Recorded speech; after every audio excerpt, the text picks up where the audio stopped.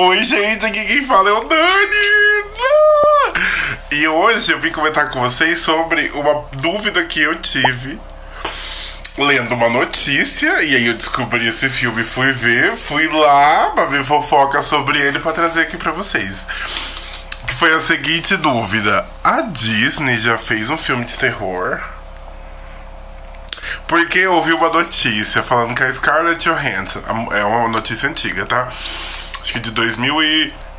foi antes de Viúva Negra sair, que a Scarlett Johansson ia estar num filme sobre um elevador, que é um brinquedo temático do Disney World Park, lá não sei qual deles, e ela ia estrelar esse filme junto com uma outra pessoa e tal. E aí isso aconteceu antes da treta que ela teve processando a Disney por causa do filme Viúva Negra. Que teve aqui todo aquele embrolho lá sobre o filme ser lançado no Disney Plus, pagar uma taxa e não ir no cinema. E esse filme ia ser uma coisa assim mais assustadora, mais de terror, mais... E ele não saiu até hoje, acho que ele foi engavetado. E aí eu fiquei com essa dúvida, falei, a Disney já fez o selo Disney, Walt Disney Company. Já fez uma, porque a Disney lança um monte por empresas subsidiárias dela, né? Então, selos que são dentro do guarda-chuva da Disney. Tipo, acho que a New Line Cinema é uma delas. Enfim, tem várias empresas. A 20th Century Fox agora é deles, né? Então eles lançam filmes de terror por lá. Mas aí eu falei, a Disney, ela fez um só e deu o maior bafafá, o kikiki do kkk. E aí eu assisti ele e vim comentar com vocês. Então bora sair.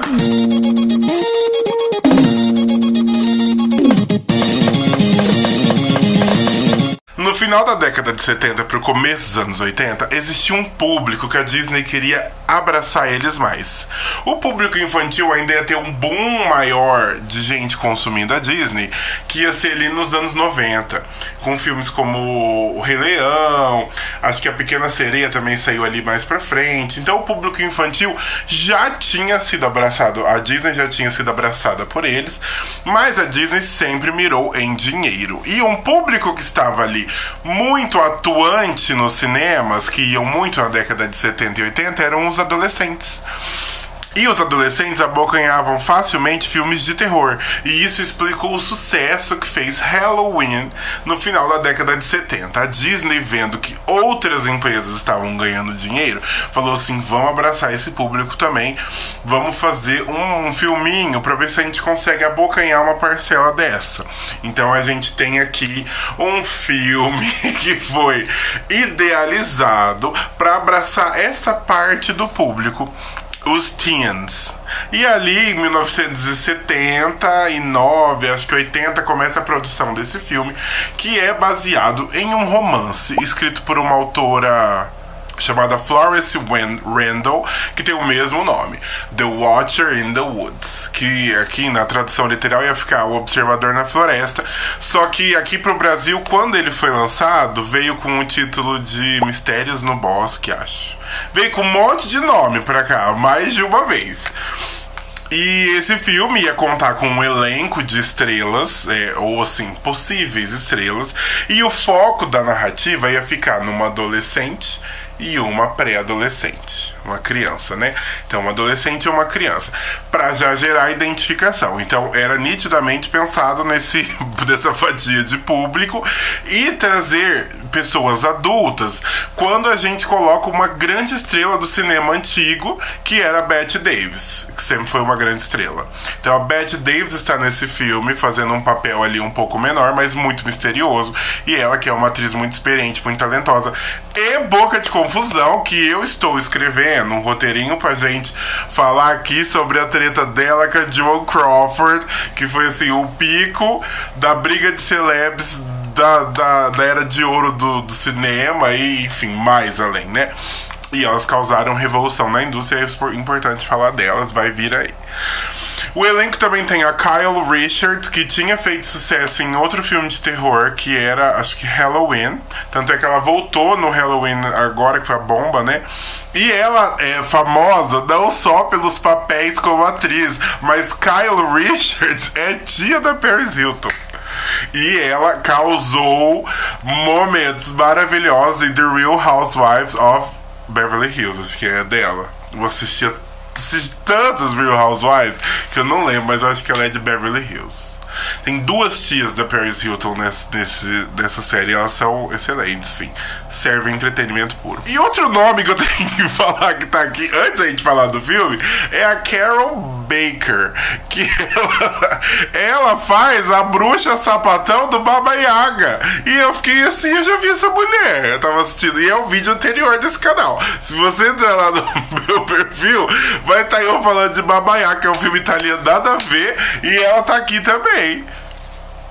Eu achei misterioso. Então a Disney pega esse elenco com a Carol Baker. Não sei se ela era tão famosa assim, não. Pesquisei e não achei. Mas a Bette Davis, sim. Então tinha um nome ali de familiaridade. E tinha adolescentes protagonizando um filme de mistério. Tinha uma receitinha ali interessante pra fazer as pessoas virem. Até chegar nos bafões. Só que antes dos bafões eu vou contar o que o filme fala. O filme conta a história de uma família que está se mudando para uma nova casa, querendo uma casa com orçamento menor, e aí eles acabam encontrando uma casa afastada ali no interior da Inglaterra, numa casa na inglesa, que ela está para ser alugada por um preço muito baixo, perto de uma quiçaça, só que eles têm que ser aprovados pela dona da casa, que é a Bette Davis. Essa dona da casa, de alguma forma muito misteriosa, intuitiva ali, faz o acolhimento dessa família naquela casa, e eles... todo mundo dentro, bora Salim, vamos ficar ali. A adolescente intrometida e a irmã mais nova, que é a Kyle Richard, as duas começam a perceber mistérios na casa. Vem uma luz azul do matagal, elas começam a ver, a irmã mais nova escuta vozes, e a irmã mais velha vê o reflexo de uma garota vendada pedindo uma espécie de socorro. E aí elas começam a andar pelo vilarejo, que tem pequenas casas ao redor ali, ao redor desse matagal tem pessoas que moram, e elas começam a descobrir um mistério, onde a filha da dona da casa desapareceu há muitos anos atrás, 30 anos, 20 anos, sei lá. Um bom tempo, umas décadas atrás, essa menina...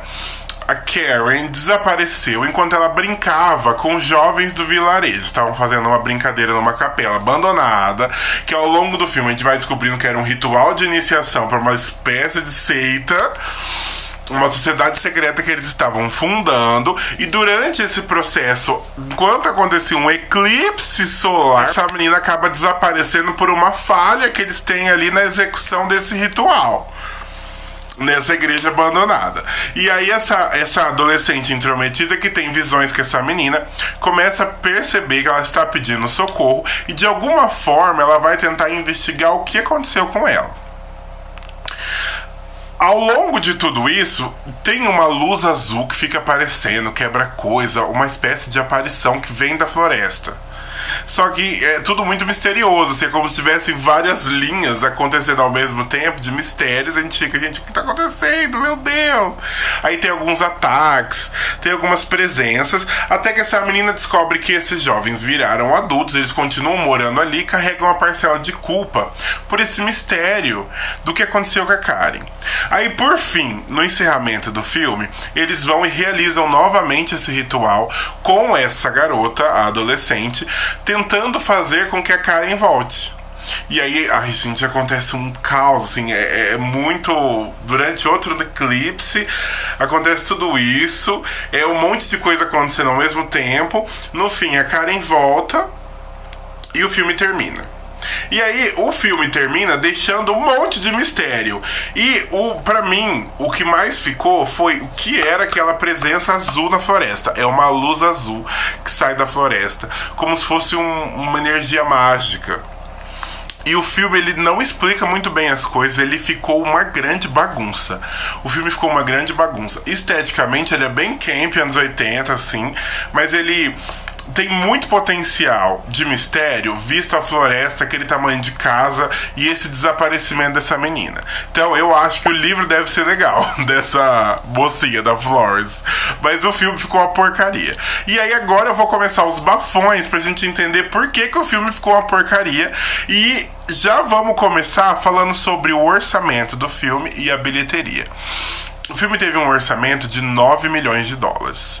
Porque a Disney estava jogando alto e filme de terror naquela época não tinha esse tipo de orçamento. É porque a Disney estava mirando e iniciar aos poucos nesse mercado. E acho que a ideia era progredir nisso de uma forma a conquistar um público que ia sempre assistir esses filmes. Já que os jovens estavam investindo pesado em entretenimento. Então estavam indo pro cinema, estavam comprando... Eu acho que ainda não tinha VHS pra casa, mas se tivesse o home video que explodiu anos depois, eles já iam abocanhar essa parcela também. Só que o filme arrecadou 5 milhões do mundo inteiro, da bilheteria global. E o que aconteceu pra esse fracasso aí? O filme é ruim, não vai ter jeito. Ele foi lançado a primeira vez em 1980 por um circuito menor, 600 salas só, e girou ali em torno de Nova York. O público e a crítica detestou o filme, acharam uma porcaria. E aí o diretor, o John Hill, e o... tem um nome de um produtor da Disney que estava ali junto. Tiveram vários arranca-rabos na direção. E aí um novo diretor foi contratado para refilmar o começo e refilmar o final. Então eles removeram o filme de exibição. Ele ficou ali poucos dias em cartaz. A recepção foi péssima, tanto da crítica quanto do público. Então eles removeram os filmes do cartaz. Não foi para uma projeção maior.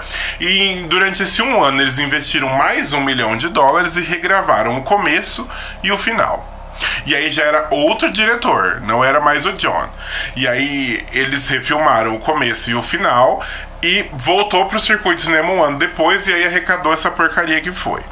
E aí qual foi o problema? Por que esse filme ficou uma bagunça? Além de ter essa troca de diretor no processo, esse produtor da Disney e mais pessoas da equipe ficavam pegando no pé do diretor porque o filme estava ficando muito de terror. Então as cenas que iam para um susto, para um clima maior de tensão, uma coisa mais sombria, eram barradas por esse produtor e pela equipe da Disney, que não deixava o diretor fazer. E quando a gente vai assistir, a gente vê que várias cenas não chegam lá. Elas são barradas antes. Elas não têm aquela profundidade de ir até o momento do clímax. Elas são...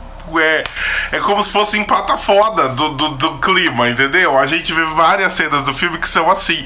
E o filme tem uns cortes muito estranhos ao longo dele. E dá pra ver que isso é por essa briga de interesse.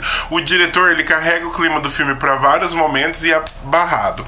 E quando a gente vai assistir agora, eu não sei como é que foi essa primeira versão que as pessoas viram.